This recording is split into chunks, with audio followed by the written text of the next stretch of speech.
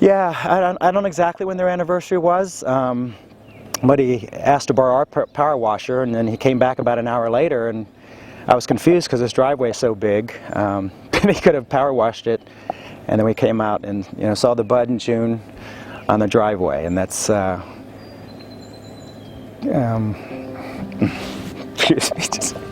just kind of shows you, how he cared about his wife so much.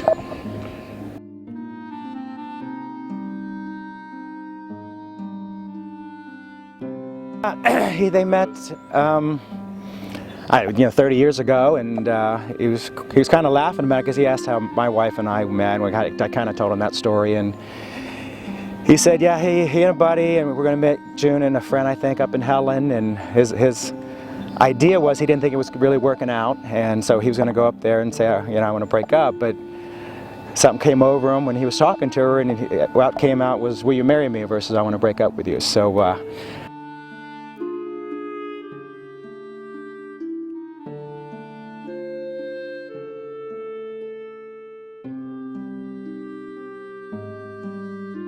the day that they were driving down to McRae, I had gotten off a plane and was coming up from the airport, and I had a voicemail to call him, so I gave him a call around 3:27 or so, and he said he thought he lost his wallet, and he was going to have me look in his truck that was in the driveway, but by the time I'd called him, he had found it in his floorboard, and that he was going to McRae to look at a 66 Mustang, and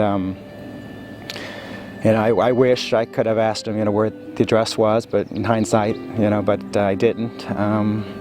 And he's a very careful man, so I'm really shocked this really happened.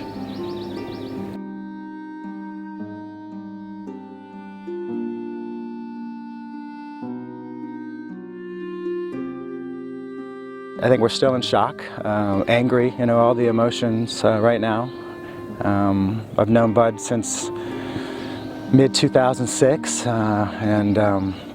and he's that guy would drop anything for you, to help you out, fix anything, very handy, very charitable, pretty much devoted his life, helping other people out.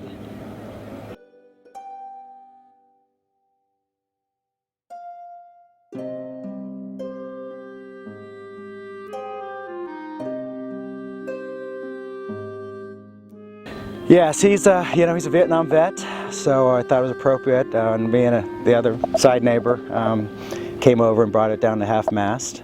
And you'll notice the bicycle there. Bud had a charity called Bud's Bikes, where he took fixed up bikes or got new bikes and took them to kids that couldn't afford them. Made a lot of kids' days. He also did with his church charities with book bags and school supplies, water, canned goods, clothing. You name it, just trying to make everyone's life a little easier.